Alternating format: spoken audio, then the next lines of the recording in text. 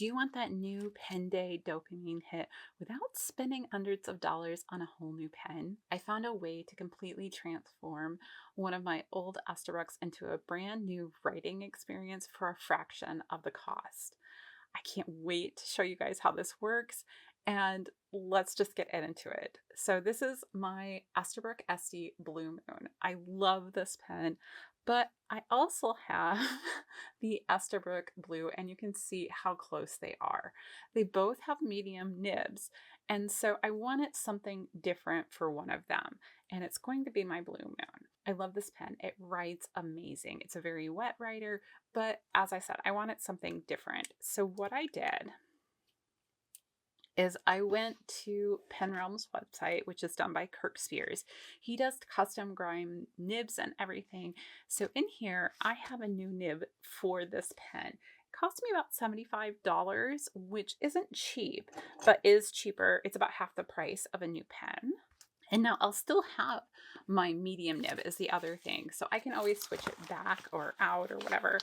And the really nice thing about this is that it came in just a few days. So here's Kirk Spears' card. I think you can pause and probably use this QR code to get to his website. He just opened a physical location. And if you send a pen into him to get it custom ground or whatever, I think it's supposed to take about 6 weeks or maybe it's 6 months. I can't remember exactly. But he also has some that are just in the shop that he's already ground. So when you order them, he can just pull them and send them to you. So this is an Esterbrook number 6 broad that I've had ground into a Cursive Italic. I have a friend, Teresa, who has one of his grinds on one of her Esterbrook's, and she let me write with it. And I was like, oh my gosh, this is so nice. So, oh, there's a little note here too.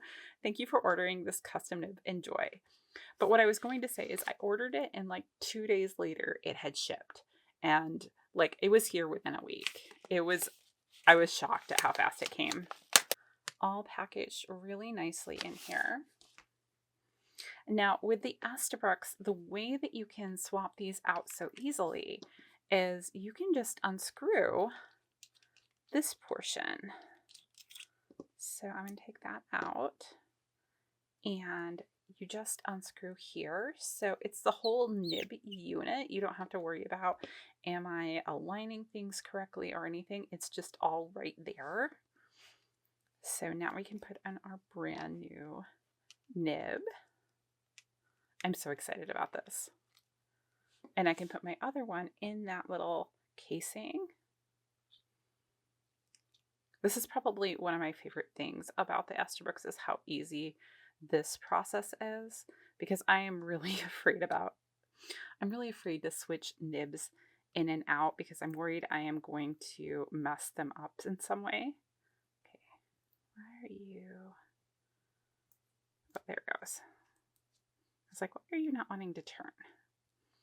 So there it is. You can kind of see on the tip how it's been ground differently. But just to give you a comparison of the two, this is a medium versus the Cursive Italic in a broad, which I've stayed away from broads up until this point, but let's see how this does. All right, I've gone ahead and inked it up and everything. I did decide to go with one of the Inkvent colors from this year called Burr, because it is very cold, and I thought that having a blue shimmer would be really fun. So let's just see how this writes. Let's see. Let's do.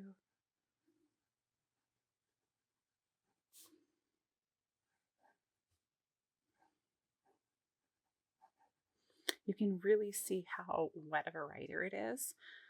Let's do some down and sideways strokes. So very wide nib and very thin strokes across. So it kind of gives you more of that almost calligraphy type feel.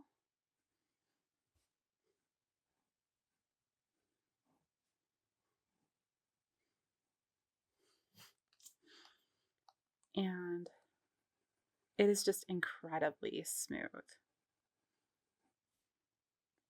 Now, I do want to show you what this looks like in contrast to the medium nib, since I do have this one still with the medium nib. I think what I'm going to do is just dip it though to write so you can see the difference in the lines. Granted, this is a smaller nib than the broad. I think the next one I want to try is an architect, because I do really like really fine points.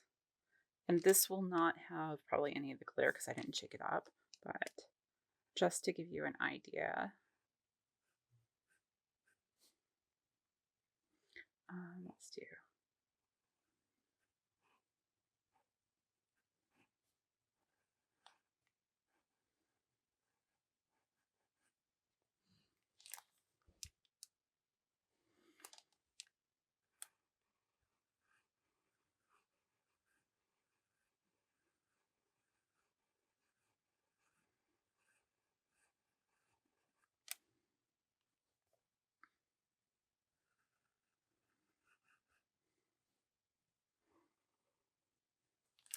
So let's see if I do that and then do the same with this pen, if that really gives you a good idea of the difference in the widths.